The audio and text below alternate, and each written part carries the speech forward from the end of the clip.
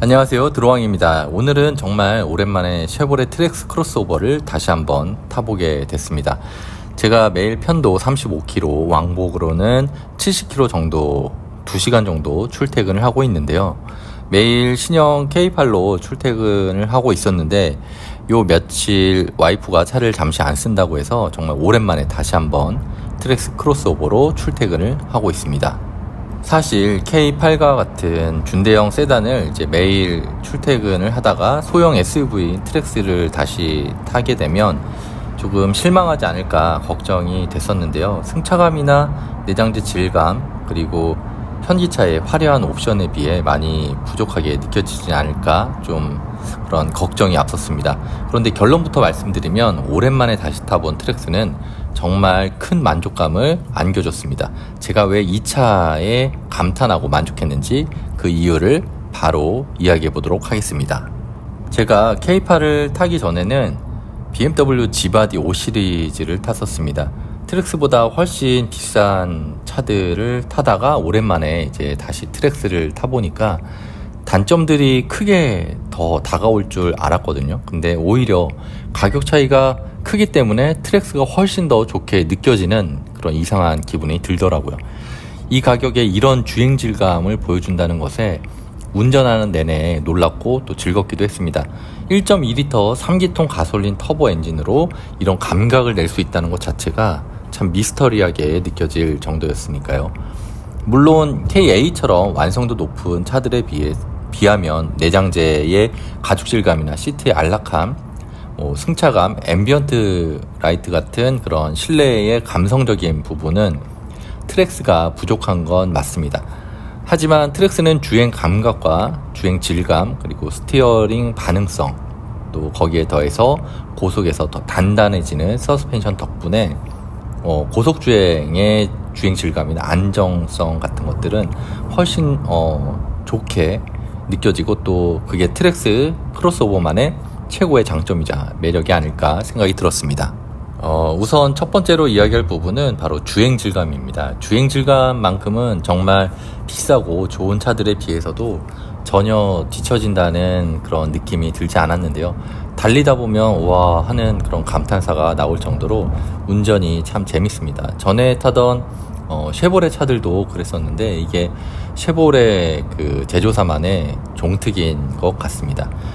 제가 이제 출퇴근길이 좀 오르막이 많은 길인데도 불구하고 좀 답답하다거나 그런 생각이 전혀 들지 않았고 2000에서 3000 rpm의 실 주행 영역에서 이제 최대 출력을 뽑아주다 보니까 정말 시원시원하게 잘 달려줍니다. 또 일상 주행에서 130km 이상까지 쭉 가속해주기 때문에 출퇴근 상황에서 굉장히 만족스러운 그런 부분을 느낀 것 같습니다. 두 번째로 이야기할 부분은 트랙스의 3기통 엔진과 미션에 대한 인터넷에서의 이제 부정적인 평가들인데요.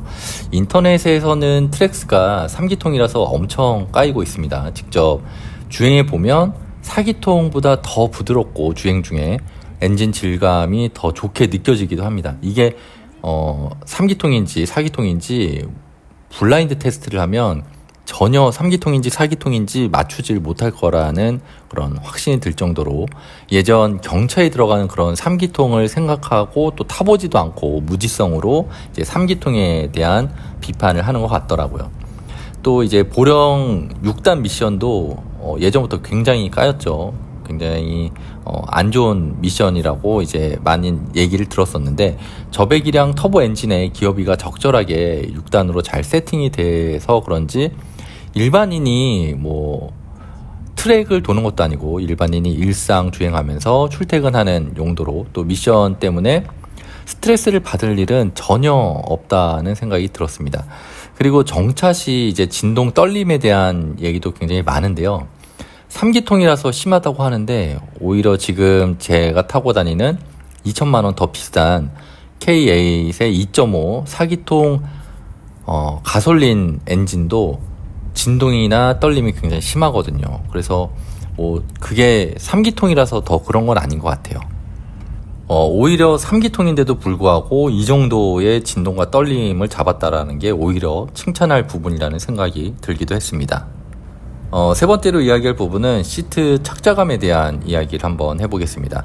제가 운전을 1시간 이상 하게 되면 엉덩이가 굉장히 아프고 좀 배기는 편인데요. 트랙스는 시트의 자방석이 조금 짧은 편이라는 비판은 받고 있지만 쿠션감은 또 나름 괜찮다고 생각이 듭니다. 제가 오래 앉아서 이제 한 2시간 넘게 장거리 운전을 하더라도 엉덩이가 그렇게 아프다거나 그런 허리가 아프다거나 그런 느낌은 받지는 못했습니다. 중대형 세단의 시트만큼 아주 안락한 시트는 아니지만 2시간 정도의 장거리 운행을 하더라도 크게 불편하지 않고 적당한 그런 말랑말랑한 쿠션감이 있어서 착자감도 괜찮다고 생각이 들었습니다. 네 번째로 이야기할 부분은 실제로 차를 굉장히 좋아하는 같은 회사 동료 직원의 평가인데요. 그분은 현재 지금 F바디 BMW 520D를 타고 다니고 있습니다. 트랙스 크로스오버 이제 제 차 옆자리에 잠깐 태울 일이 있어서 태웠는데 막 타자마자 차가 너무 좋다고 계속 칭찬을 하더라고요. 외관도 이뻤지만 실내도 굉장히 이쁘다 디자인이. 그리고 차가 왜 이렇게 조용하고 떨림이 없냐, 그리고 뒷자리는 또 왜 이렇게 넓냐 등등의 이제 5시리즈 차주의 감탄이 멈추지 않았습니다.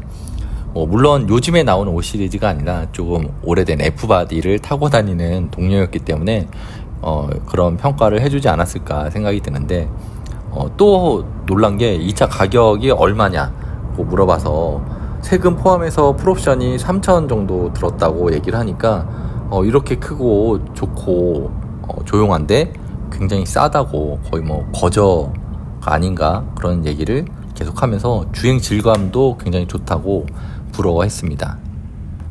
끝으로 이제 5번째 이야기는 옵션에 대한 이야기를 한번 해보려고 합니다. 트랙스 크로스오버는 이제 기본 헤드라이트도 굉장히 밝은 편인데 오토 하이빔이라는 옵션이 들어가 있습니다. 그래서 아주 어두운 시골 밤길을 요 며칠 운행할 일이 있었거든요. 좀 밤에 늦게 끝나가지고 밤길을 운전할 일이 있었는데 오토 하이빔 덕분에 굉장히 쾌적하게 운전을 할 수가 있었습니다. 또 통풍 시트도 요즘 같은 여름에 굉장히 좋은 옵션이었고, 소음은 다소 큰 편인데 적절하게 시원한 편이고, 또 오토홀드 기능도 제가 이제 자주 막히는 길에서는 너무 많이 편하게 잘 사용하는 옵션입니다. 다만 아쉬운 부분, 이제 옵션에 대한 이야기인데요. 사이드미러 락폴딩, 그리고 차로 중앙 유지 장치, 또 우적 감지, 오토 와이퍼가 없는 부분은 트랙스에서 가장 다소 좀 아쉬운 부분입니다. 사실 이 옵션들이 빠졌다고 해서 제가 운행하는데 전혀 불편함은 크게 느끼진 않고 있지만, 그래도 있었으면 더 좋았을 거라는 생각이 드는 아쉬운 부분이라고 할 수가 있겠습니다. 오늘은 트랙스 크로스오버를 오랜만에 다시 한번 타보고 나서 느낀 점에 대한 이야기를 한번 해봤는데요. 트랙스 크로스오버가 분명 차급의 한계가 있고 또 그만큼의 가격이 싼데 이 정도의 뛰어난 주행 질감을 보여준다는 것에 다시 한번 감탄하는 시간이었고, 또 물론 부족한 옵션과 실내의 저렴한 재질감 같은 부분은 좀 아쉽지만 쉐보레 차량만의 이제 쫀쫀한 주행 질감과 또 고속 주행 안정감, 그리고 차급을 뛰어넘는 묵직함에 다시 한번 놀라는 시간이었습니다. 오늘도 영상 시청해 주셔서 감사합니다.